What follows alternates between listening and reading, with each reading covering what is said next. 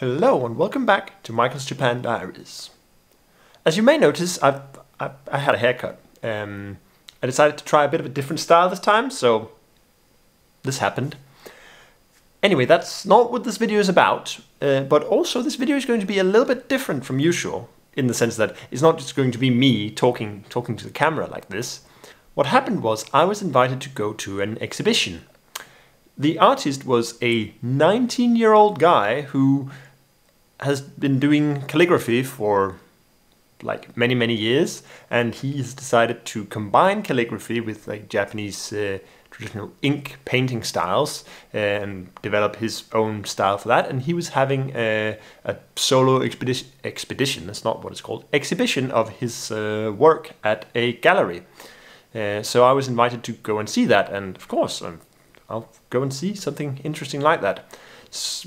So I figured this is interesting and I want to share it with you guys, but I couldn't really get to film like a proper video like this at the gallery because it was kind of small, so I didn't want to bother the other people there, and also there was music playing, which meant that I couldn't use the footage anyway, since, you know, music would copyright and all that kind of stuff.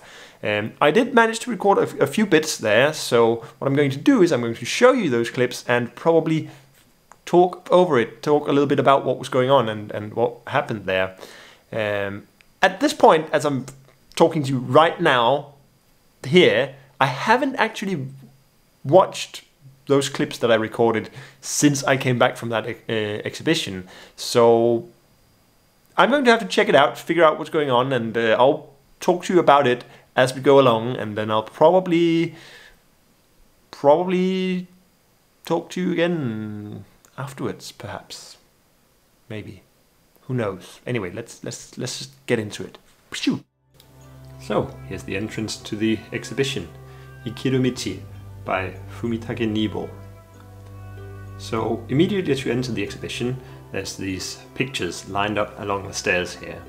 I apologize for the short amount of time lingering on each picture, but I guess you can pause the video to look at them in more detail. These pictures are all a combination of a kanji character and some, as you can see, animal. And there's a pretty cool one up there, drawn on 2 full-size tatami mats. And because it's kind of a shame to only get this view of it, here's a better overview of the stairs and the big one up there on the tatami mats. At the top of the stairs they also had this little video playing where it showed his process of working with painting these or drawing these, and there was some explanation of his story as well, and yes, you can see a couple of his works are lined up here as well. In the next room there was a little plate with an introduction text, which is this. It's all in Japanese, so forgive me for not lingering on it. This particular picture was actually his favorite. It's a rooster and the character for desire.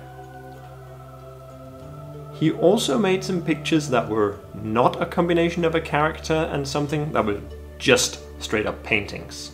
And I tried to go slowly across them here to get a bit of an impression of what's going on, but again, please pause the video if there's something you want to look at in more detail.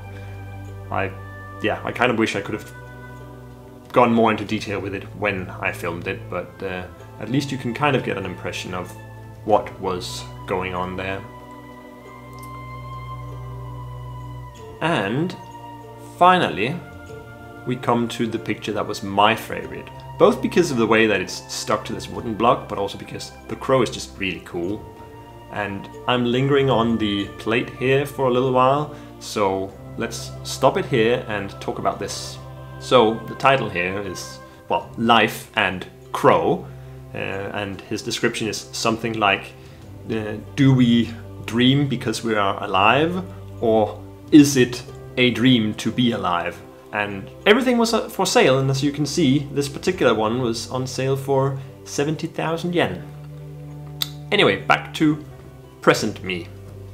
I say present me, but that was also present me because I was literally watching it right now together with you commenting on. Anyway, I hope you could get a bit of an impression of what was going on there. I could only do a very short commentary because I only had like 2 minutes of footage from there. But to give a brief recap, this was a 19-year-old guy. Actually, his birthday was the day after this exhibition closed, so he is now 20 years old. But as far as I heard, the story was he decided that he wanted to go pro before turning 20, and so he did that. As you saw on the price on the last picture there, they were actually not cheap. And he had sold a couple of pictures over the couple of days for the exhibition. I think the exhibition was only over 3 or 4 days, something like that. And he had already sold a couple of pictures, including some that were even more expensive than the one I showed you there. I will leave a link to his Instagram profile down in the description box, because as you might have seen in a very short little brief moment when I filmed the plate, what was that called? Anyway, where his story was, there was a little Instagram link. I'll leave a link to that down below, because he does some pretty cool stuff, and I mean, he's 20 years old. That's pretty impressive. Anyway, yeah, I said it would not be a video where I'm sitting here talking to the camera, and it turns out to mostly be a video where I'm sitting here talking to the camera, but that's me. You know, when I start talking, I can't stop again. But yeah, thank you for watching this slightly different thing, and yeah, I just wanted to share it with you, even though I couldn't share it in the usual way that I do. I hope that you could at least get something out of it. And yeah, I'll see you again at some point in the future. Swoosh!